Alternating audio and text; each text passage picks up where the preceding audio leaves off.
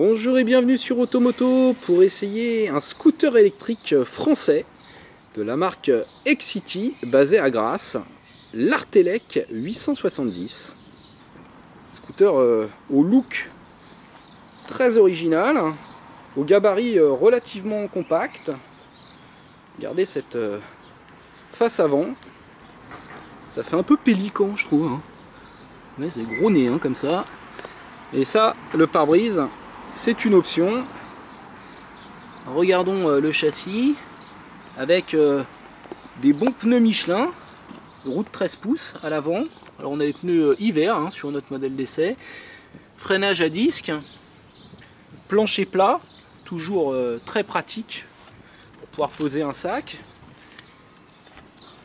Ici, on peut voir que le moteur est intégré dans la roue arrière. Et là on a une batterie qui fait 5 kWh de capacité, ce qui autorise entre 60 et 100 km d'autonomie en théorie. Le petit top case est en option.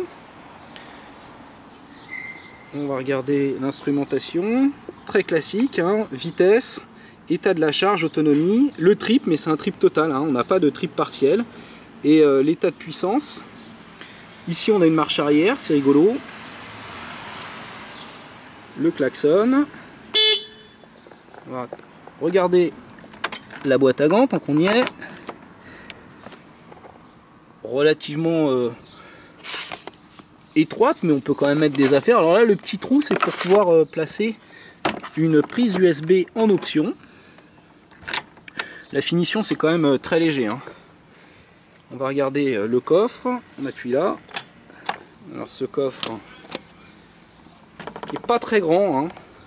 On peut mettre un casque jet, mais mon Shoei en taille M ne rentre pas. Pas assez de hauteur. Il faut compter 8 heures pour faire une charge complète selon le constructeur, mais on peut diviser ce temps par 2 avec un chargeur optionnel. Installation. Alors la selle est assez haute, on domine bien la route.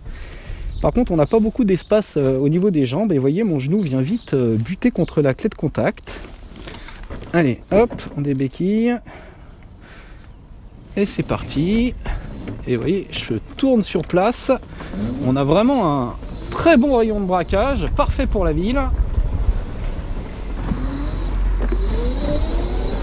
Alors c'est vraiment toujours un bonheur de rouler à l'électrique, surtout en ville. On a un agrément qu'aucun moteur thermique ne peut offrir.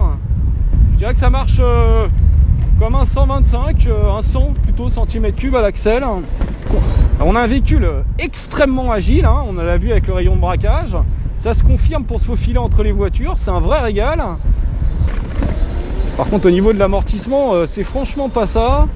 Ça tape, au niveau de la fourche, on ressent tout ce qui se passe sur le bitume.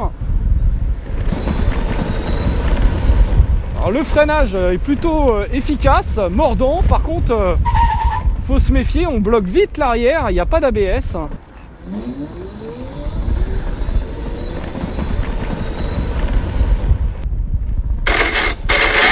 Oula, alors à gauche, il y a la béquille qui frotte tout de suite parce qu'on a vraiment une très faible garde au sol, donc faut se méfier. Allez, là on est sur l'autoroute et on n'a pas une super protection du pare-brise puisqu'on a la tête au-dessus. Il faut bien baisser la tête, là comme je fais là, il ne faut plus avoir de bruit d'air. On atteint assez facilement la vitesse de pointe de 120 km/h compteur, ce qui fait un 110 chrono je dirais. Et là quand je regarde l'état de la charge, il me reste encore la moitié. J'ai fait 30 km avec de la ville et de la voie rapide, donc les 60 km annoncés par le constructeur sont réalistes. Maintenant il faudra prévoir 8500 €, ce qui est pas cher pour un véhicule électrique, mais ce qui reste quand même onéreux pour un petit scooter urbain à la finition légère. Allez, à bientôt sur Automoto.